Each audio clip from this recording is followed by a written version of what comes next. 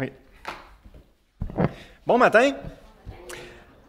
On va terminer ce matin le survol des livres de Samuel, 1 et 2 Samuel. On s'était rendu au règne de Saül la dernière fois.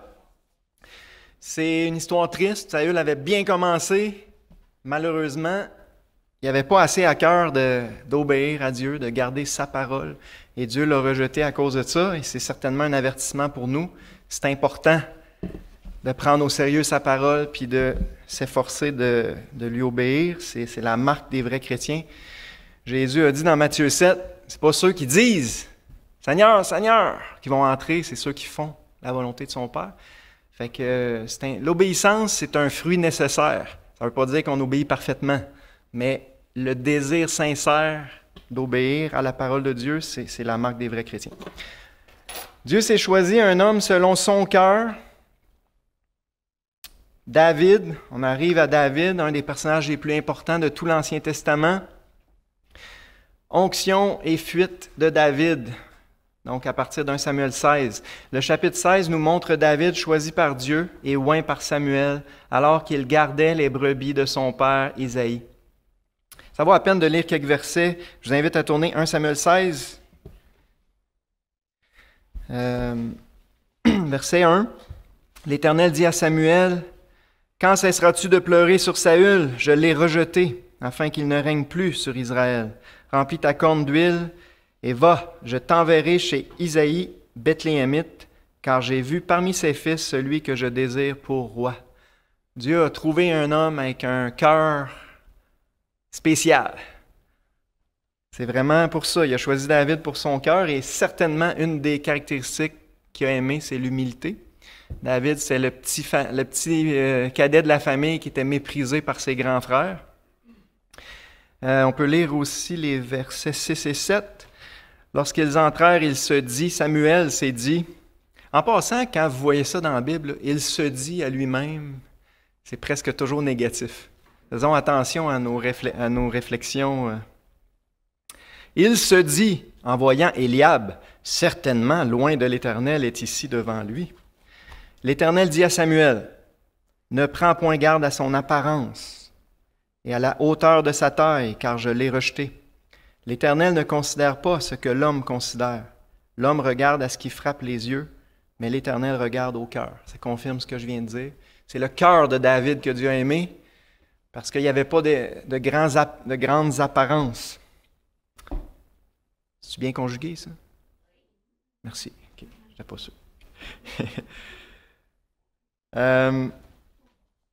Versets 11 à 13, puis Samuel dit à Isaïe, « Sont cela tous tes fils? » Il répondit, « Il reste encore le plus jeune, mais il fait paître les brebis. » Alors Samuel dit à Isaïe, « Envoie-le chercher, car nous ne nous placerons pas avant qu'il ne soit venu ici. » Isaïe l'envoya chercher. Or, il était blond, avec de beaux yeux et une belle figure.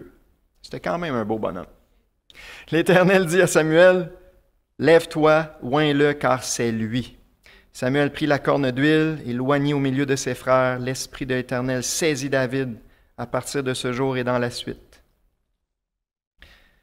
Voilà, alors Dieu a choisi David et on voit que oui, il avait un cœur bien disposé, mais c'est l'Esprit de Dieu qui l'a saisi à partir de ce jour-là et c'est le facteur principal et ça l'est encore plus sous la Nouvelle Alliance, c'est l'Esprit de Dieu qui produit les bons fruits en nous.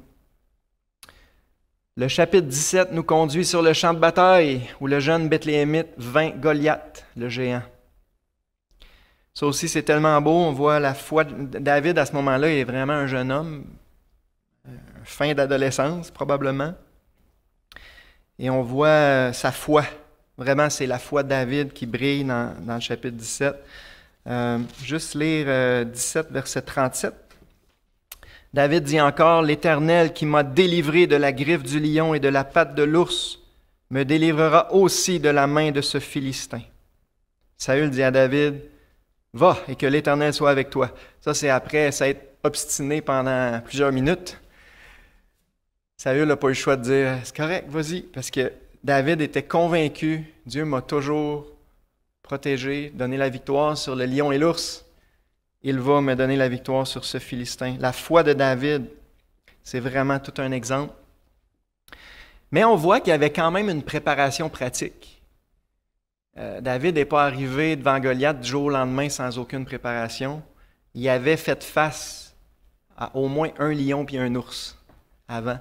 Et ça, c'est bon d'en prendre conscience. Dans la vie pratique, oui, la foi, c'est fondamental, mais Dieu va permettre des épreuves, des tests, des difficultés bien pratiques pour que notre foi grandisse, pour prendre de l'expérience, de l'assurance. Et c'est de même dans nos vies chrétiennes aussi. Alors, c'est important, les lions et les ours que Dieu permet dans nos vies. Parce que si on est fidèle dans les petites choses, fidèle entre autres à faire confiance à Dieu puis à continuer, eh bien, il va nous confier de plus grandes choses ou on va faire face à des plus gros défis. Ouais. On va lire versets 45 à 47, c'est tellement beau. David voulait donner gloire à Dieu, c'est un autre point à ne pas manquer. Il ne faisait pas ça pour sa propre gloire. C'est le nom de l'Éternel qui est en jeu. Verset 45. David dit aux Philistins, « Tu marches contre moi avec l'épée, la lance et le javelot. Moi, je marche contre toi au nom de l'Éternel des armées, du Dieu de l'armée d'Israël que tu as insulté. Aujourd'hui, l'Éternel te livrera entre mes mains, je t'abattrai, je te couperai la tête. Aujourd'hui, je donnerai les cadavres du camp des Philistins aux oiseaux du ciel et aux animaux de la terre. Et toute la terre saura qu'Israël a un Dieu. » C'est ça le but de David. « Et toute cette multitude saura que ce n'est ni par l'épée ni par la lance que l'Éternel sauve, car la victoire appartient à l'Éternel et il vous livre entre nos mains. » Alors, de un, sa foi était en Dieu, et de Dieu, son but, c'était de glorifier Dieu. Et ça, c'est des exemples à suivre. Si on veut que Dieu nous utilise, il faut que notre but soit de le glorifier. Comme Charlie Kirk. Ah, c'est tellement beau. Je vous encourage à regarder des vidéos sur son ministère. Il a vraiment glorifié Dieu. C'est un David des temps modernes. Chapitre 18 aussi, c'est beau. On n'avance pas vite, mais c'est tellement des beaux chapitres. Cependant, dès le chapitre 18, David est l'objet de la jalousie et de la haine de Saül, qui cherche sa perte et qui oblige le futur roi d'Israël à fuir dans les montagnes. En fait, ce que je voulais dire avant ça, c'est l'amour de Jonathan pour David. C'est tellement beau. Au début du chapitre 18, David avait achevé de parler à Saül. Dès lors, l'âme de Jonathan fut attachée à l'âme de David et Jonathan l'aima comme son âme. Verset 3, Jonathan fit alliance avec David parce qu'il l'aimait comme son âme. Il ôta le manteau qu'il portait pour le donner à David. Il lui donna ses vêtements, même son épée, son arc et sa ceinture. Hey, c'est le fils... comment on dit ça? En tout cas, c'est le prochain roi, là. Le successeur. Là, c'est le prochain roi. Là. C'est un qui devait être fier. Puis on voit dès le début Jonathan qui, d'une façon, il se soumet à David. Il lui donne ses armes. Puis à partir de ce jour jusqu'à sa mort, il va avoir un amour puis une loyauté sans faille envers David. C'est tellement beau. C'est le plus bel exemple d'amour fraternel de toute la Bible. Et un autre bel exemple à suivre. Aimez-vous ardemment les uns les autres de tout votre cœur. Là, après ça, ça se gâte. Saül prend vraiment David en jalousie. Ça se dit pas très bien, mais vous comprenez. Il développe de la jalousie parce que le peuple s'attache à David plus qu'il s'attache à lui. Et là, il est jaloux et il développe vraiment une haine grandissante, un désir d'en finir avec David. Et c'est tellement triste, c'est ce qui va amener Saül en déclin jusqu'à la fin de son règne. C'est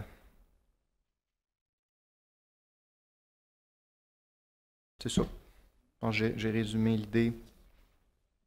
Alors, David est obligé de fuir Saül on n'a pas le nombre d'années exact, mais pendant de nombreuses années.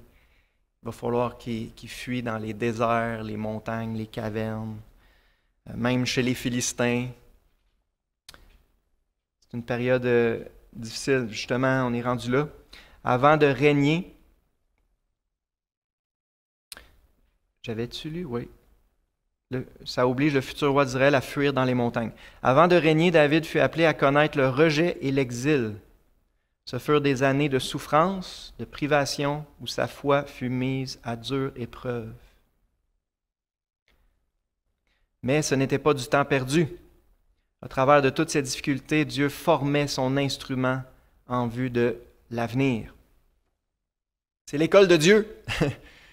Dieu voulait, il savait que pour que David soit vraiment un bon roi, il avait besoin de passer par ces périodes-là, de creuser. Et Dieu a purifié encore plus le cœur de David à travers ces années-là. Il a affermi sa foi. Il l'a vraiment préparé pour le trône. Et encore là, c'est la même chose dans notre vie.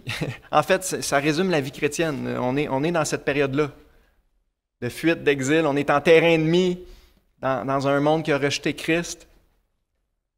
Le trône, c'est plus tard. C'est quand Christ, notre vie, paraîtra, alors nous paraîtrons aussi avec lui dans la gloire. Mais présentement, ce n'est pas supposé être facile. Donc, en fait, nous, là, dans l'histoire, là, on est représentés par les hommes qui vont rejoindre David et l'accompagnent dans sa période de rejet. C'est ça les chrétiens. On est là pour suivre Jésus pendant sa période de rejet. Mais lorsque Jésus va prendre le trône, eh bien là, on va être glorifié avec lui. Alors, ça vaut la peine de persévérer. C'est vraiment une belle image du livre, de l'histoire de David. Les chapitres 22 et 23 nous montrent David devenu le capitaine de ceux qui sont dans la détresse et le libérateur des villes opprimées. On vient d'en parler, belle image des chrétiens qui se joignent à lui. Dieu le guide pas à pas. Dans les chapitres 24 à 26, il vit si près de lui qu'il épargne à 2 reprises Saül, son adversaire, sachant que la vengeance ne lui appartient pas. Ça, c'est deux histoires vraiment frappantes. David a eu 2 occasions en or d'en finir avec Saül. Puis d'un point de vue humain, il avait toutes les raisons du monde de le tuer. Bon, il aurait pu dire que c'est de la légitime défense, là. Il faisait des années qu'il se sauvait pour sa vie. Dieu n'a pas voulu y toucher. Il a dit, Dieu va me venger, je ne me vengerai pas moi-même. Et ça, c'est toute une illustration de ce que le Nouveau Testament nous enseigne. Ne vous vengez pas vous-même, ne vous faites pas justice vous-même. Laissez ça entre les mains de Dieu. Dieu va s'en occuper en son temps. Et on est appelé comme chrétiens à suivre l'exemple de David et surtout l'enseignement de Jésus à ce sujet.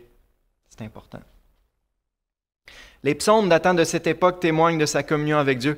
La plupart des psaumes de David ont été écrits pendant cette période-là de fuite, de rejet, de dépendance totale à la grâce de Dieu, à sa protection. C'est vraiment édifiant de méditer les psaumes de David.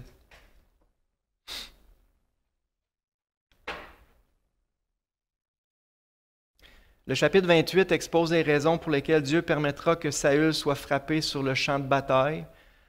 C'est l'histoire où Saül consulte une médium et fait monter Samuel. Samuel, il répète ce qu'il a déjà dit.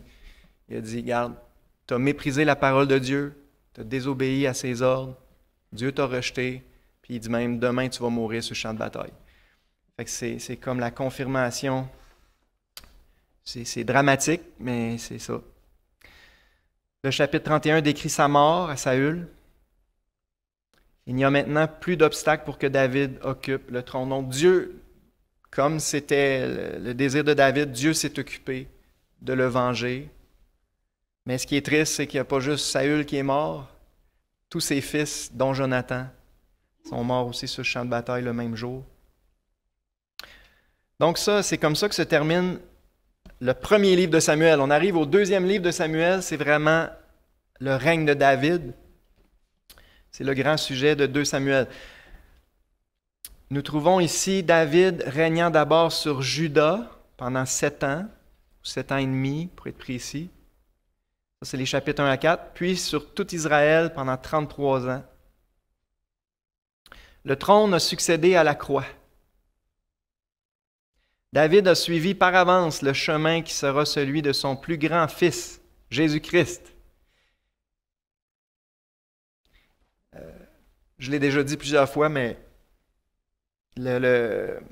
lorsque David prend possession de son règne sur Israël, ben, c'est une image prophétique du fils de David qui, un jour, va s'asseoir sur le trône de David, son père, rétablir le royaume d'Israël, ce qu'on appelle communément le millénium, le royaume messianique. Alors, c'est ça l'image prophétique derrière ça. Donc, David n'est qu'un type de Christ. J'aimerais ça qu'on lise quelques versets dans 2 Samuel 5. C'est tellement beau, l'accession au trône. 2 Samuel 5, versets 1 à 5. Toutes les tribus d'Israël vinrent auprès de David à Hébron et dirent, « Voici, nous sommes tes os et ta chair. Autrefois déjà, lorsque Saül était notre roi, c'était toi qui conduisais et qui ramenais Israël.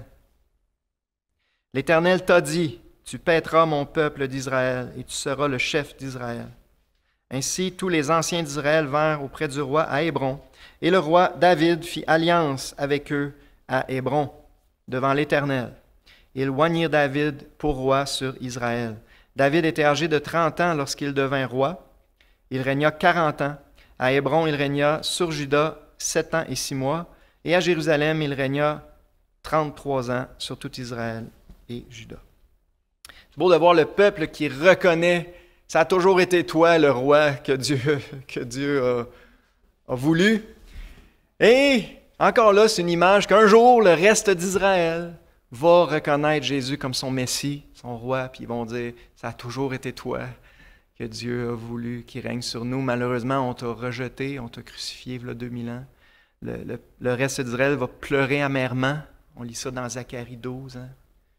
Il va y avoir une profonde repentance nationale. Et là, ils vont reconnaître Jésus comme leur roi. Et là, ça va être le début de la bénédiction messianique.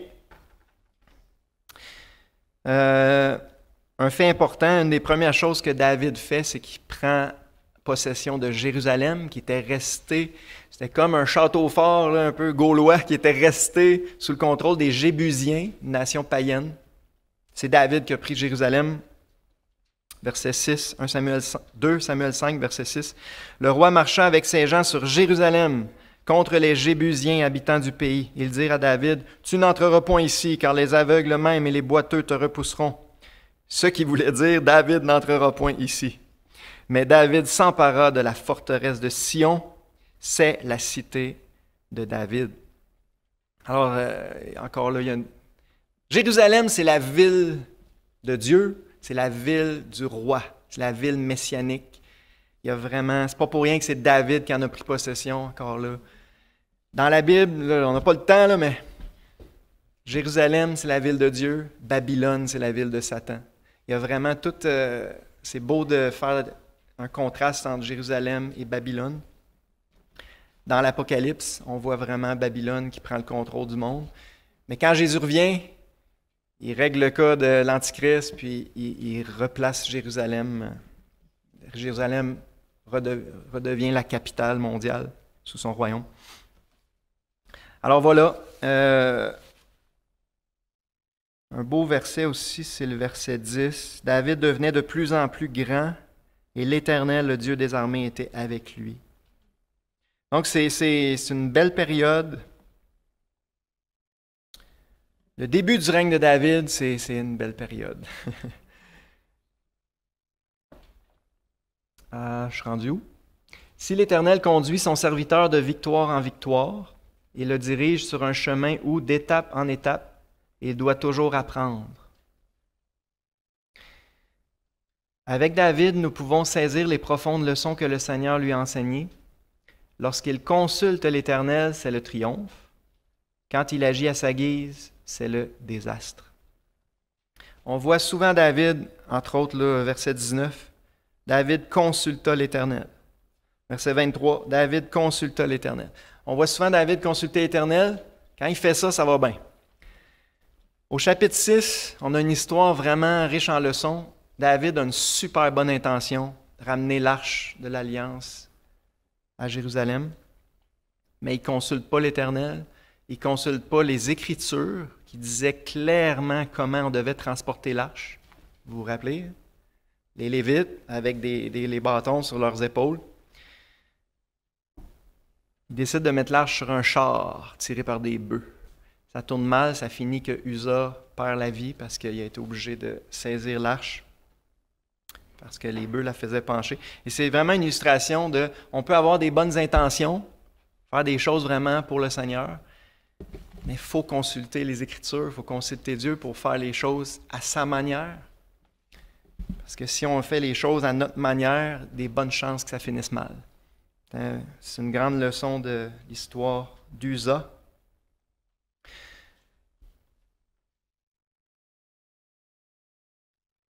Je vous disais, le début du règne de David, c'est beau. Malheureusement, ça a fini avec beaucoup de problèmes et d'angoisse et de larmes. Tout a basculé avec Bathsheba, chapitre 11, le péché de David et ses conséquences. Le texte sacré ne traite pas ici d'une défaite militaire, mais d'une chute morale. David s'est laissé vaincre par le péché. Dès lors, il moissonnera les amères conséquences dans sa famille. Larmes, deuil, intrigue, meurtre, révolte ouverte. Page bien sombre. Vous connaissez l'histoire. Ça vaut la peine de lire les premiers versets parce qu'il y a une leçon là. 2 Samuel 11, versets 1 et 2. L'année suivante, au temps où les rois se mettaient en campagne, David envoya Joab avec ses serviteurs et tout Israël pour détruire les fils d'Ammon et pour assiéger Rabat. Mais David resta à Jérusalem. Ça, c'était la première erreur. Normalement, David allait avec l'armée, participait aux batailles. Là, David est resté confortablement dans son palais à Jérusalem pendant que tout le reste du peuple était parti à la guerre. C'était la première erreur. Vous connaissez le proverbe « Oisiveté est mère de tous les vices ». C'est ça. Faisons attention à la oisiveté dans nos vies.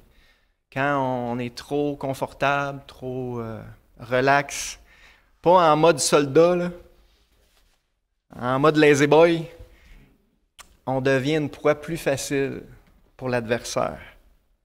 Verset 2. Un soir, David se leva de sa couche. Ça, c'est pas une bonne idée. Et comme il se promenait sur le toit de la maison royale, il aperçut de là une femme qui se baignait et qui était très belle de figure. David fit demander, on voit qu'il est allé loin, là. Il fit demander qui était cette femme. Et on lui dit, n'est-ce pas Bathsheba, fille d'Éliam, femme d'Uri, le Hétien? Je pense que vous connaissez la suite de l'histoire. David est tombé. Et ça a été un engrenage. La femme est tombée enceinte, fait que là, il s'est même amanché pour faire tuer son mari. Donc, c'est pas juste un adultère, ça a fini par un meurtre. C'est très, très grave ce que David a fait. Mais c'est un avertissement. Ici, c'est un homme selon le cœur de Dieu. C'est un homme qui avait une relation avec Dieu. Si c'est arrivé à David, mes frères, ça peut arriver à chacun d'entre nous. Veillons sur nos cœurs, veillons sur nos yeux. La leçon du verset 2, c'est nos yeux. La convoitise des yeux, ça commence souvent comme ça.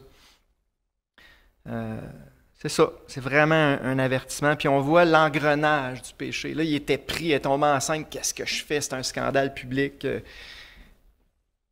Le péché en amène un autre, C'est souvent un engrenage. Et là, ça l'a amené à commettre un meurtre indirect. Alors, puis, parenthèse, là, c'est une preuve, ça, ce chapitre-là, de l'inspiration des Écritures. Parce que je ne connais pas aucun royaume païen de l'Antiquité là, qui mettait ça dans les archives. Les pires choses que les rois font, là, d'habitude, ça ne se retrouve pas dans les archives royales. On voit que la Bible est un livre spirituel, puis c'est vu du point de vue de Dieu. C'est pas juste des archives royales comme les autres nations. C'est une preuve de l'inspiration des Écritures qu'on nous présente le côté le plus sombre de David dans ces pages-là. Alors c'est ça sert d'avertissement pour nous. Les conséquences, elles furent énormes.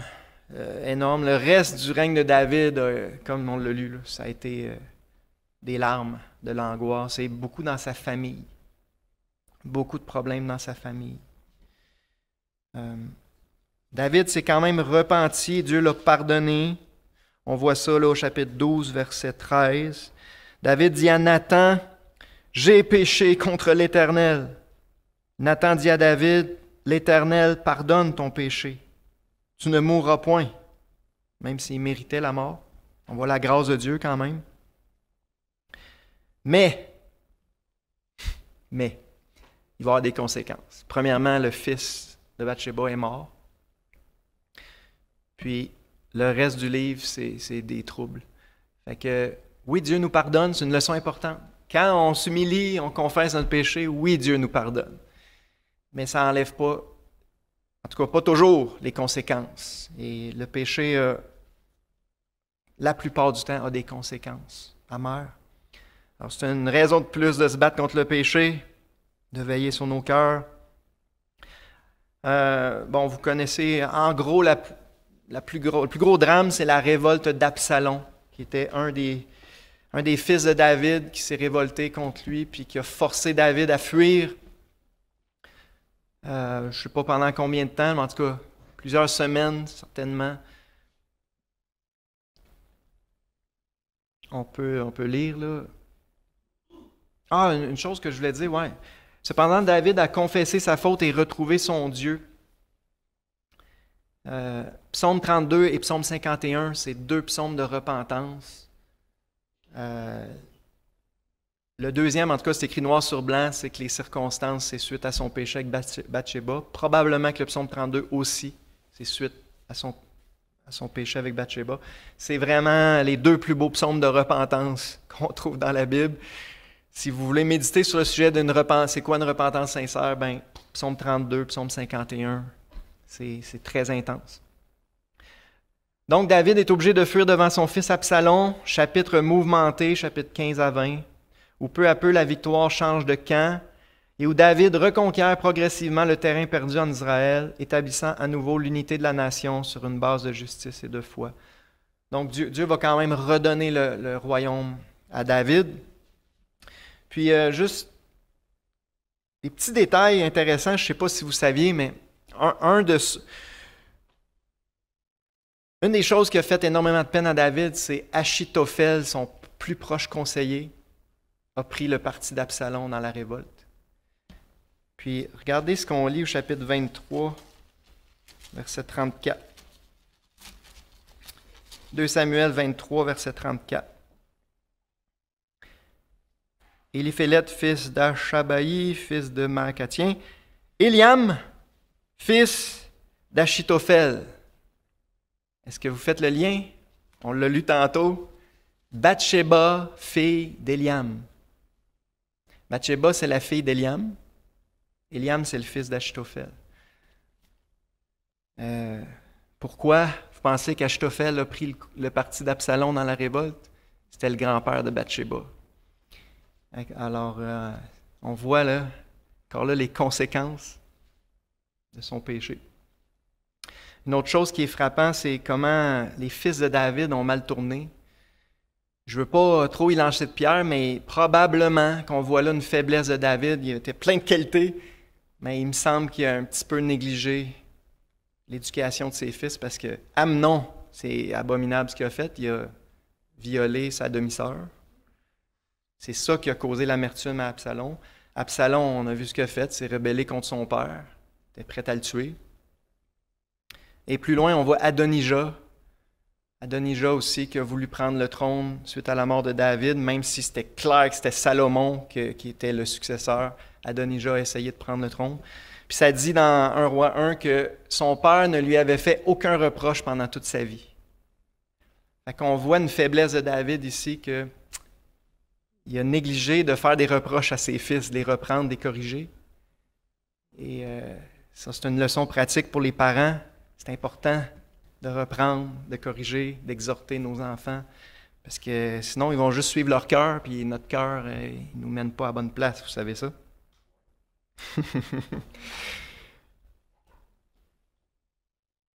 Dernière... Oui, il nous reste juste 2-3 minutes. La fin du règne de David, chapitre 21-24. Une note de triomphe pénètre la fin du livre. Des géants sont terrassés, des victoires sont remportées grâce au dévouement des fidèles soldats de David. Le cantique de délivrance du chapitre 22 nous fait retrouver les harmonieux accents des psaumes 18 et 144. Ces trois chapitres-là, c'est à peu près le même texte. Okay? On voit que c'est un cantique important. On le retrouve 3 fois dans les Écritures. Psaume de délivrance et de victoire donnée par Dieu. Puis, c'est le palmarès des vaillants hommes de David, chapitre 23. C'est quelque chose de beau, j'en ai déjà parlé, je ne veux pas m'étendre, mais les vaillants hommes de David, qui aimaient David, puis qui étaient prêts à donner leur vie pour lui, puis qui se sont battus vaillamment pour leur roi, on devrait leur ressembler, les hommes en particulier, les femmes aussi. Jésus est tellement encore plus digne que David qu'on soit plein de zèle pour lui, pour le servir. Comme Charlie Kirk, un vaillant homme de David, que Dieu nous donne le courage. Mais tout commence avec l'amour, notre amour pour le Seigneur, notre désir de l'honorer, de le glorifier. Hein? Quant au chapitre 24, le dernier chapitre, il est consacré à une expérience profonde que David fit à la fin de son règne. S'étant laissé entraîner par l'orgueil, il ordonna un dénombrement. Le châtiment divin ne se fit pas attendre. Faisons attention à l'orgueil, c'est un des plus grands dangers encore là pour scraper nos vies chrétiennes, pour nous faire des conneries. Faisons attention à l'orgueil. David a eu une montée d'orgueil, a fait le dénombrement du peuple, puis il s'est rendu compte à quel point il était rendu puissant, puis qu'il avait une armée puissante. Et aussitôt qu'il a entendu les chiffres du dénombrement, il a compris qu'il avait péché. Dieu a envoyé la peste pendant 3 jours. Toutefois, sur la montagne de Morija, là même où Abraham offrit Isaac en sacrifice, c'est pas un hasard, David présenta à l'Éternel un holocauste de grand prix. Il obtint alors la confirmation de l'alliance divine, en vertu de laquelle son fils Salomon construira à cet endroit précis le temple de l'Éternel. On en reparlera plus dans le livre des Chroniques, parce que ça donne encore plus de détails dans le livre des Chroniques, mais l'ère d'Ornan le Jébusien, que David a acheté pour bâtir un autel, pour offrir un holocauste, pour arrêter la plaie mortelle, c'est exactement sur cette ère-là que le temple a été construit, puis sur la colline de Morija, ça nous annonce encore là, ça pointe vers le sacrifice de Jésus, qui est le sacrifice parfait qui arrête la plaie, qui arrête la progression de la mort. Alors, il y a une belle image là-dedans. Encore là, Dieu annonce que un jour, il va y avoir un sacrifice à cet endroit-là qui va arrêter la plaie, qui va nous obtenir la grâce de Dieu. On va en reparler dans notre survol des livres des Chroniques. Mais voilà, ça résume un peu les livres de Samuel et ce matin, le règne de David. On va prendre 5 minutes de questions maintenant. Il y en a-tu qui ont des questions ou des commentaires? Maurice.